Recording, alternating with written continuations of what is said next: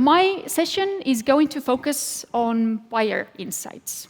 What do people like us in this room purchase, how they spend their money on different apps in Google Play. Before jumping in, hands up, who in the last 12 months has made a purchase in any of the apps that you have installed on your phone, whether it's a subscription or an in-app purchase? All right, so nearly 100%. Excellent. So this is why the topic is important. Why we are talking about buyer insights. Why are you focused on monetization? Alex and Purnima mentioned as well that this is a topic that is more critical than ever.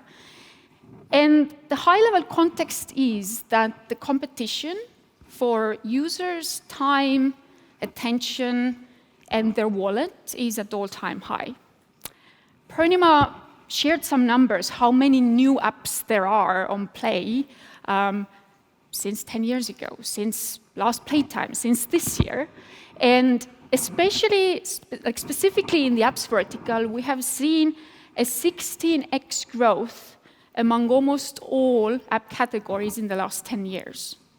Last time when we had Playtime in 2019, since then, there has been a 50% more apps entering different categories for users to download them, to choose what they spend their money and time on.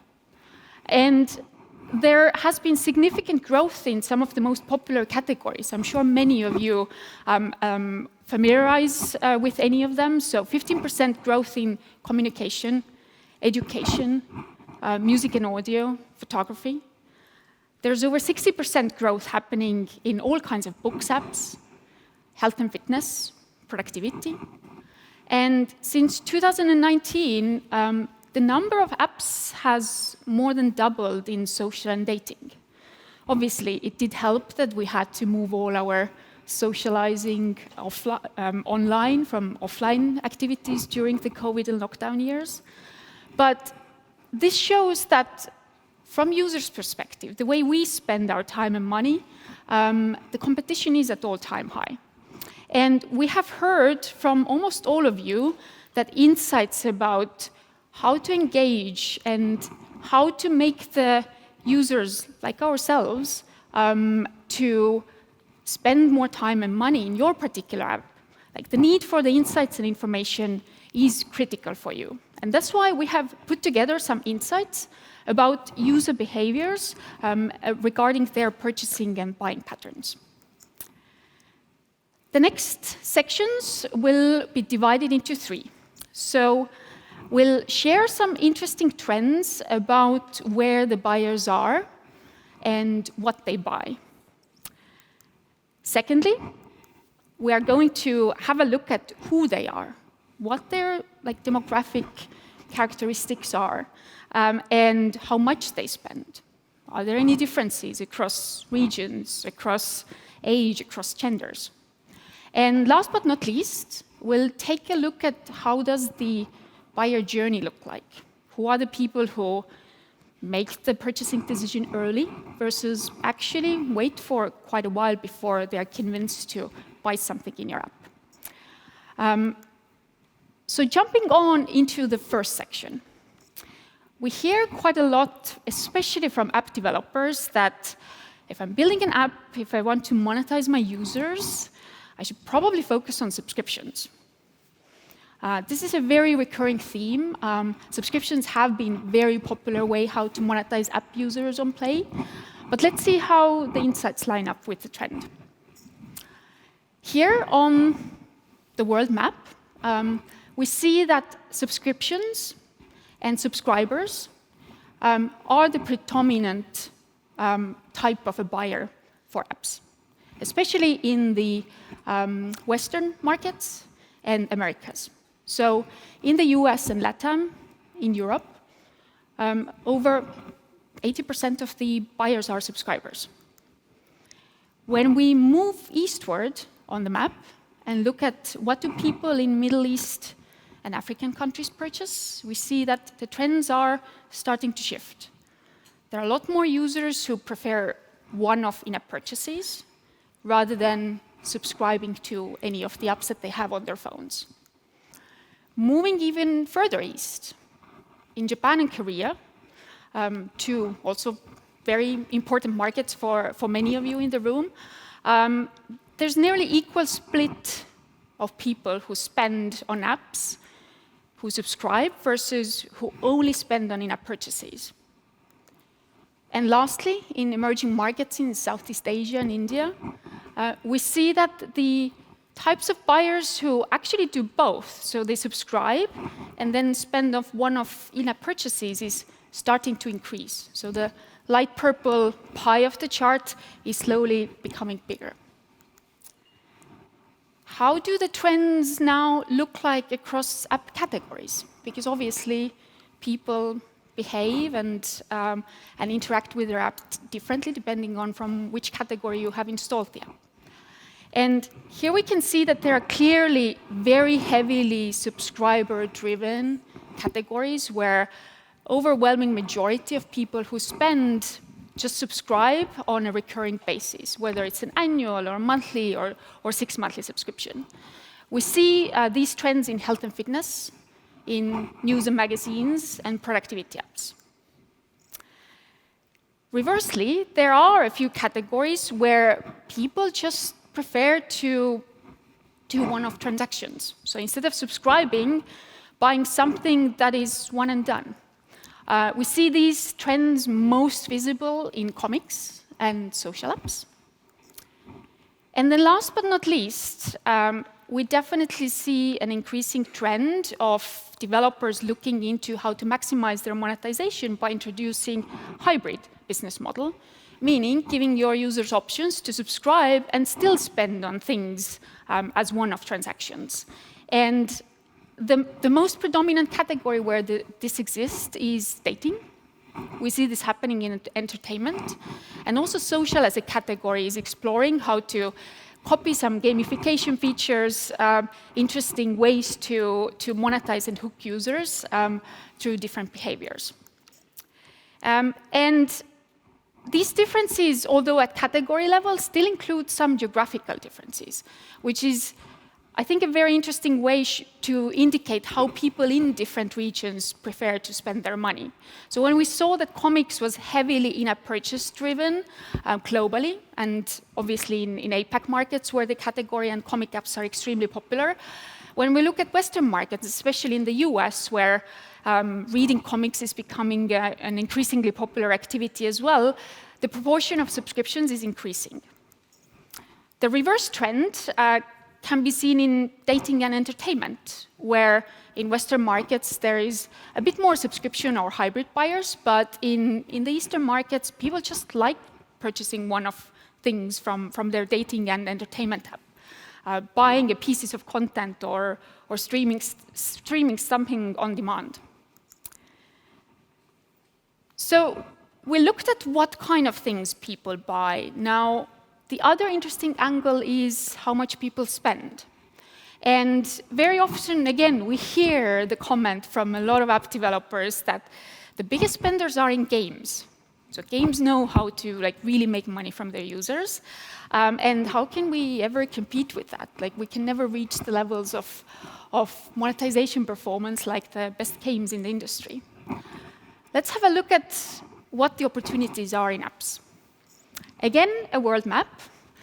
I think by the end of our session, geography will be, I think, your second most favorite topic. But again, we can see that there are one type of buyer who is a very heavy spender in almost all app categories as well and across the globe. It's the buyer who subscribes and still has opportunities and options to spend money on one-off transactions. What we can see is these hybrid buyers, on average, spend so much more money every year than any other type of buyer, whether it's a subscriber or in-app purchase maker. We can see that they spend, on average, over $200 a year in Northern America, in Europe, in Japan and South Korea, compared to other types of buyers. And their spend is over 3x higher than any other type of buyer. It's worth thinking about, because I know many of you here are very subscription-driven businesses and apps. What can drive this? There are things which are very common, typical in games vertical, that works very well for in-app purchase monetization type. Thinking about good repeat mechanics, engaging content offerings that you can time, schedule well enough so that you have extra value propositions for your subscribers to offer as well. Gamification features becoming more popular in social and dating apps, and any form of creator economy. How to really think about your business model for the consumer and for the seller side. Although the top-line spend for these hybrid buyers is a little bit lower in Latin America or Middle East and some of the Southeast Asian countries, we still see the trend happening everywhere. How does it look like across categories? Again, the same pattern that hybrid buyers spend significantly more than any other type of buyer shows up across all categories. It doesn't matter whether you're education app or social app or dating app, there is a type of buyer that you can monetize very deeply.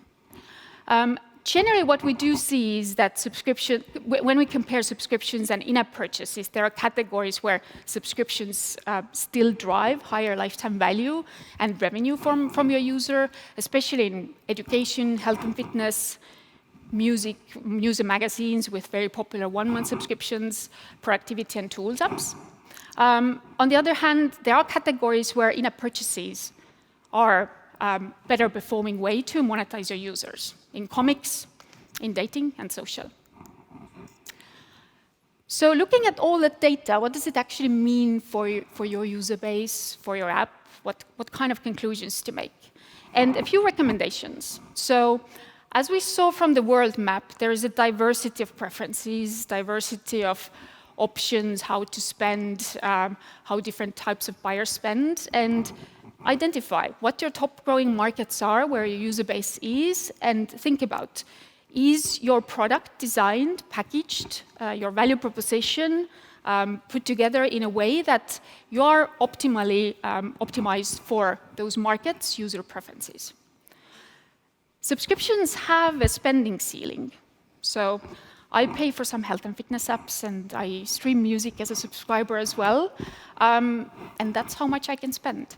Think about what kind of changes you could potentially make in your value proposition as part of your app structure so that anyone can spend money, whether they are a subscriber or not.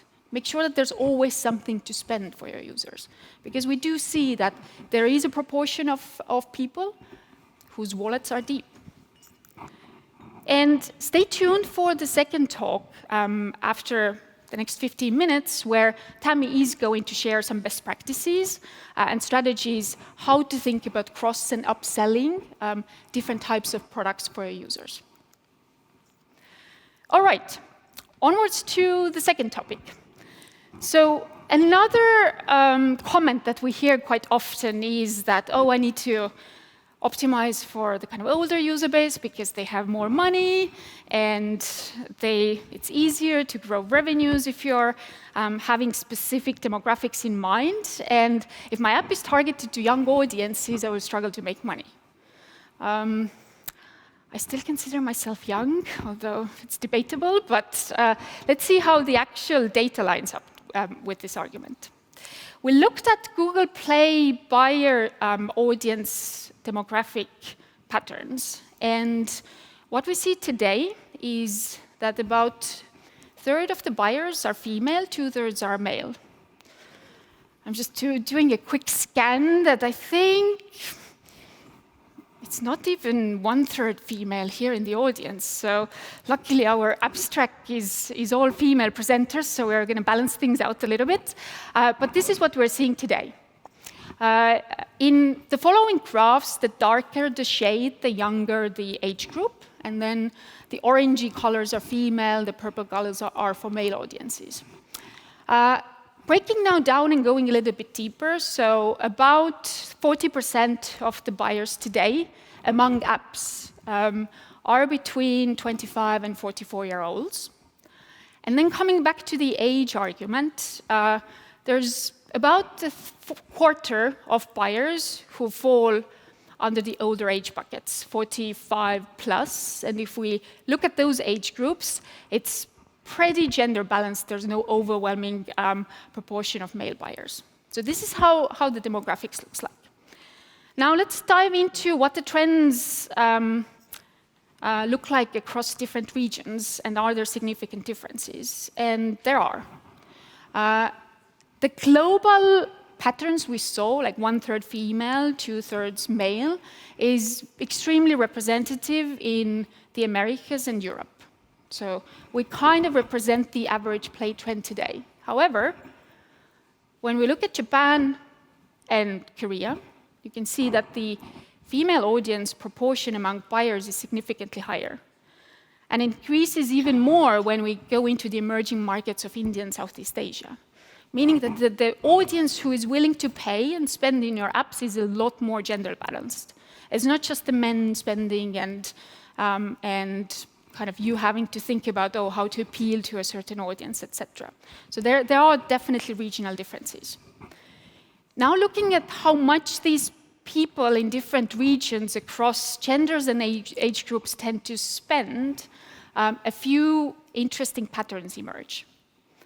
So for example, in Latin America and in Japan and South Korea, we see the height of the yellow and the purple bar. It's pretty much in the same ballpark. So we see that the women and the men spend roughly the same amount of money every month. Whereas if we look at Northern American markets, us as Europeans, Middle East and Africa, which is very male-driven, and some of the emerging markets in Southeast Asia, we do see that men tend to spend a lot more than women across all different age groups. How do these patterns now show up across categories? Because many of you are just interested in whatever you are building. And we see gender split being actually quite different across different app verticals. So there are very visibly male buyer-driven categories. Dating, I'm sure that's not a surprise to anyone here. News and magazines, interestingly, are very much driven by male buyer audiences, and social and tools app. We have a few categories where it's pretty equal. So when you think about your app's value proposition, then definitely keep in mind that there are use cases for women, there are use cases for men, because they have a very equal desire and willingness to buy something in your app. In comics, education, entertainment, and productivity, the buyer base is almost equally female and male. Interestingly enough, health and fitness is the one category to call out where we do see a significantly higher proportion of women actually either subscribing or then making other types of payments. What's the takeaway here? I think the global trends, how the gender audiences differ across different regions, and the spending differences differ across regions, it's good to think about, like, there is an opportunity among kind of growing your user base and buyer base among female buyers. It is a clear opportunity in high female share markets in Japan, Korea, Southeast Asia, and in markets where the buyer spend is pretty equal, so men are not spending more than women, like in Latin America, and again, Japan and South Korea. There is also a monetization deepening opportunity for high male buyer and share spend regions, and thinking about, okay, how can you maximize, what can you tweak in your product so that the high spending user segment is able and can spend more money. Western and Middle East and African markets are very clearly the opportunity here. And then if your app is in dating social news categories with high male buyer share, think about, okay, how can you optimize and think about your product offering there. And although we started with the thinking that, hey, I need to optimize for the old user base, and if my users are young, like, I'm in trouble, this is not really the case. So the age plays much lesser role than the region or the gender. All right, So we looked at the demographic trends. We looked at some of the geo trends. Now, a third statement that we hear very, very often from app developers. And as an old-time app developer myself, that was also my hypothesis, is that if my users are not buying in the first 3 days or in the first 3 weeks, I can more or less forget about them as a cohort and should focus on new users to try to get more new buyers into my funnel. Is this really true? So again, we took example countries from each region and look at when and how long have people been using the app before they make their first purchase in the app. And as you can see, across all the example countries from different regions, we see somewhere between 22 to 33% of these first-time buyers making their first payment in the first week. Is this surprising? Did you expect the number to be a lot higher or lower? I expected the number to be a lot higher. Yes, I see some signs here. We get another 10–15% of conversion happening between week 2 and week 4. And then there's a little bit extra conversion happening between month 2 and month 12. But there is a staggering 40% of first-time buyers who take more than 12 months to make the decision to buy something in your app, either to subscribe or make a first purchase. I thought that was a bit unexpected. How does it look like across categories? We definitely see different trends there as well.